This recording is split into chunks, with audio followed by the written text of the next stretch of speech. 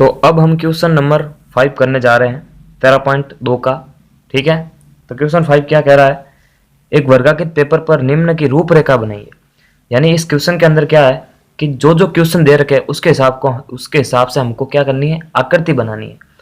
वैसे हमने सममित रेखा तो कितने निकल सकती है एक आकृति में से, वो सब कुछ जान लिया, लेकिन इसके क्वेश्चन के हिसाब से हमको सममित रेखाएं गुजारनी है जैसा क्वेश्चन कह रहा है।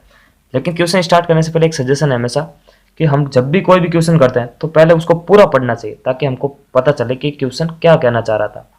तो संकेत लिखा हुआ है यहाँ पर कि आपके लिए सहायक होगा कि यदि आप पहले सममित रेखा बनाएं और फिर आकृति को पूरा किए।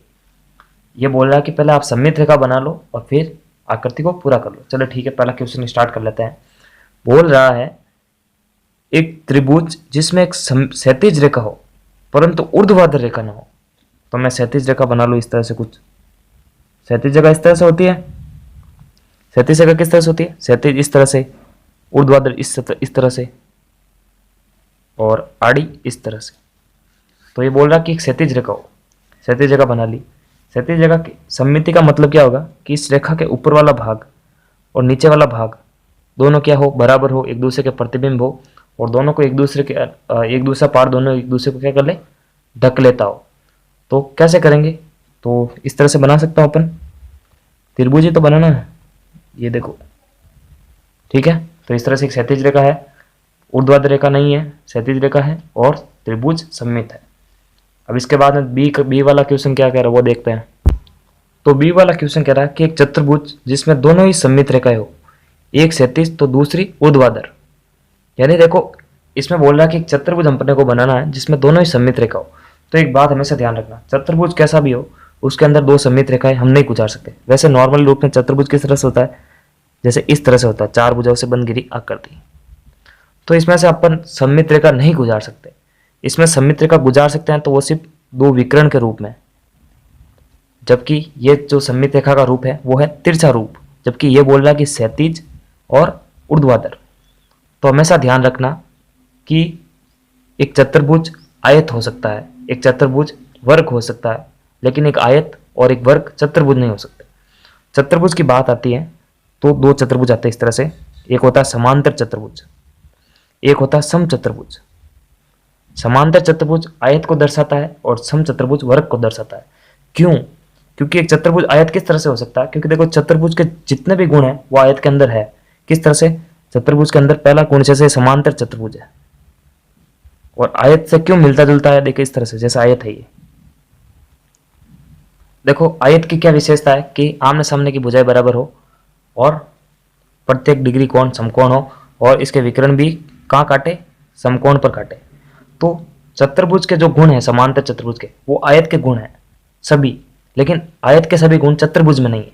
लेकिन चतुर्भुज के जब आयत के गुण हो सकते हैं तो इसका मतलब है चतुर्भुज को एक आयत मान सकता है।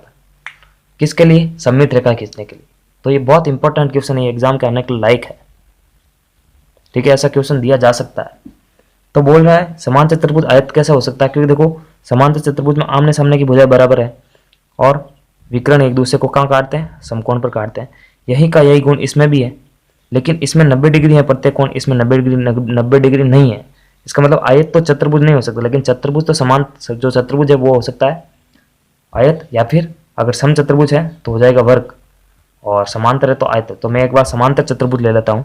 तो लिखेंगे एक लाइन कि एक चतुर्भुज, एक मानावत चतुर्भुज कैसा हो, मानावत चतुर्भुज हो जाता है समांतर चतुर्भुज।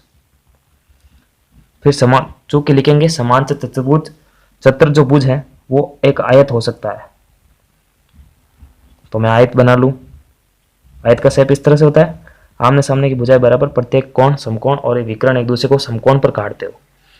तो क्षैतिज रेखा इस तरह से गुजर जाएगी और ऊर्ध्वाधर रेखा इस तरह से गुजर जाएगी। बायां भाग दाएं भाग का उल्टा, ऊपर वाला भाग नीचे भाग का उल्टा। रेखा के अनुदिश को मोड़ेंगे तो एक दूसरे को क्या कर लेंगे, बराबर रूप से ढक लेंगे। तो दूसरा क्वेश्चन भी सॉल्व। और तीसरा क्वेश्चन पर आते हैं अपन, सी वाले क्वेश्चन पर।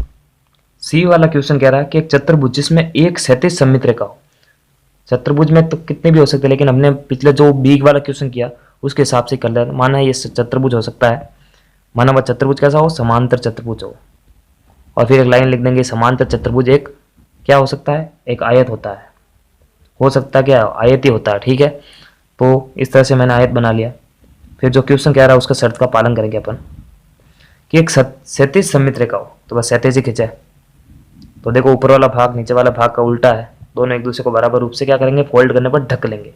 ठीक है, उसके बाद अगला क्वेश्चन है डी वाला कि एक षटभुज जिसमें केवल 2 सममित रेखा हो। वैसे षटभुज के अंदर कितनी सममित रेखाएं होती है हमने पढ़ा अच्छी तरह से।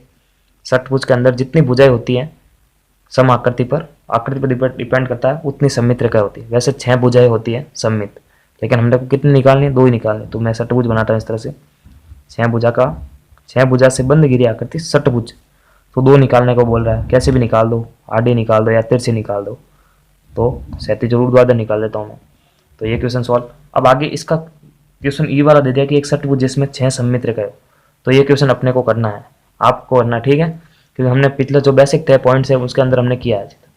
तो इस तरह के वीडियो के अंदर ये क्वेश्चन पूरा समाप्त। नेक्स्ट क्वेश्चन के लिए नेक्स्ट पार्ट देखो, तब तक के लिए लाइक सब्सक्राइब एंड शेयर।